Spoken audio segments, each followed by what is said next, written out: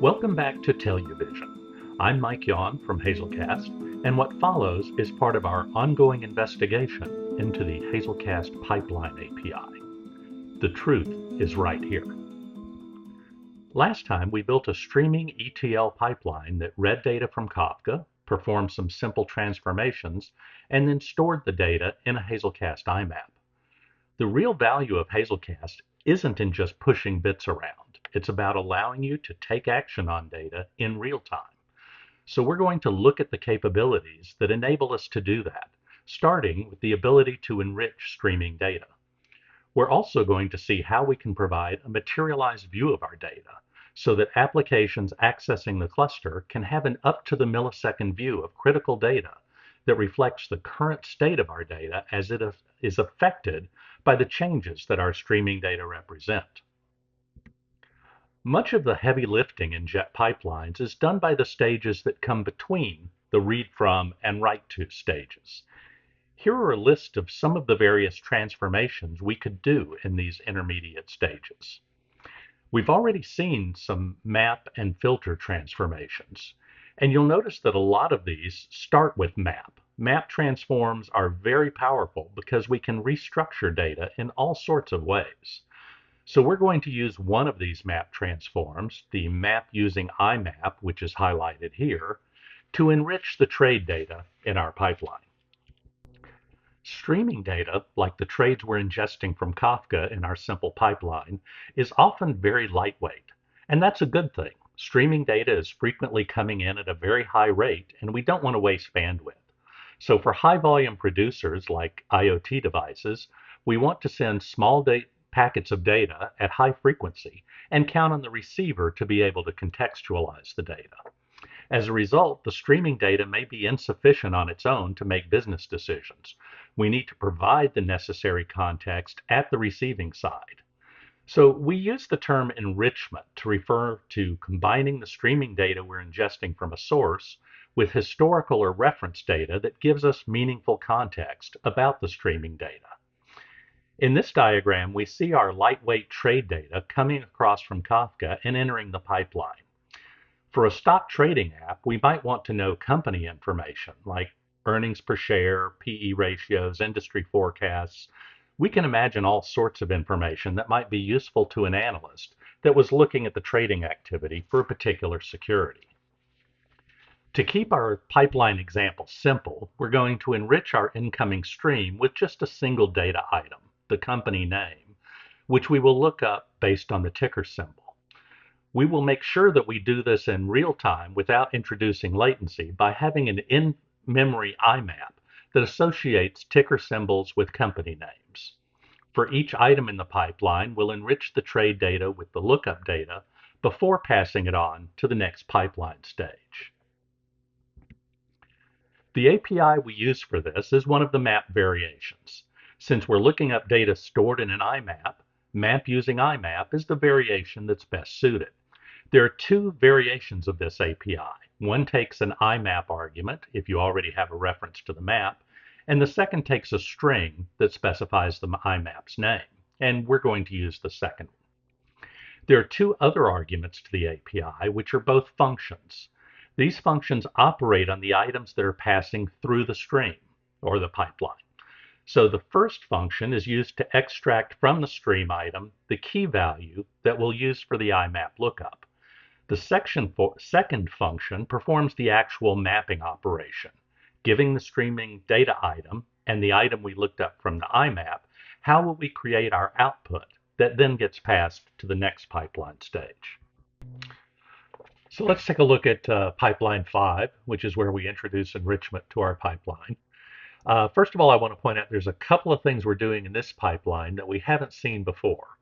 One is that we are branching the pipeline after the first few stages. Now, up to this point, we've used the fluent syntax of the Pipeline API to simply chain stages together so that everything from the original read from through the terminating write to formed a single Java statement. But here we can see that a semicolon terminates the initial statement after the map stage, and we're assigning the result of the pipeline up to this point to a variable named trades. And the type of that variable is a stream stage of trade view objects. So then we can continue the pipeline along one or more branches by attaching pipeline stages to this trades variable. And the second new thing we're doing is that we're setting names for our pipeline stages. Now that our pipeline is getting longer and more complex, assigning names to the stages helps document what each stage does, both within the code, as we see here, but also within the DAG diagram that we'll see when we look at this pipeline in Management Center. So our initial common set of stages in our pipeline ingests trades from Kafka and converts them to TradeView objects using JSON util. And the first branch of our pipeline then simply syncs these TradeView objects into an IMAP called trades. And this is functionally identical to what we did in one of the versions of Pipeline 4 in our previous episode. Now, since a write to is always a terminal stage, that branch of the pipeline is now complete. In the other branch of our pipeline, we're invoking the map using IMAP function that will fetch the data used for enrichment. That data resides in an IMAP named stock info. So to find the key value for our lookup, we get the value of the ticker item from the trade view we received as input. In the mapping function, we take the trade view input from our pipeline along with the stock info object we just looked up to create an instance of a class called stock view. And we populate this with the ticker, the last trade price, and the last share volume that we take from the trade view object, along with the company name that we just looked up. Then in the following stage, we're going to sync this stock view item into an IMAP. And this gives us a materialized view of each stock object that reflects the latest trade data. Having a materialized view in memory means that we now have a place that applications can go and fetch the very latest info for this stock, including its most recent trading price. In the next episode, we're going to add more info to this stock view to make it even more useful. So let's take a look at our new Pipeline 5 using Management Center. In our DAG view here, we can see that the pipeline forks exactly as we described when we were looking at the code. And notice how much the readability of this diagram is enhanced by setting names for the individual stages. So this is really helpful as we move from the trivial pipelines we've started with to more robust structures. So that's what our DAG looks like. If we go back and look at the maps, we can see that our trades map continues to grow as new trades are added. But our stock view stays current at 30 entries, and that's because there are just 30 ticker symbols in our data set, and every trade is updating the materialized view for that ticker rather than adding new entries. Now we're really beginning to see some of the power of stream processing when integrated with a fast data store. Let's do a recap. We've seen how we can enrich streaming data, such as our trades, with contextual data, such as company data, in real time by using data stored in the fast data store and looked up by using a map using IMAP transformation. We've also seen that we can furthermore use that same fast data store to keep materialized views in memory so that applications have instant access to up-to-the-millisecond business data.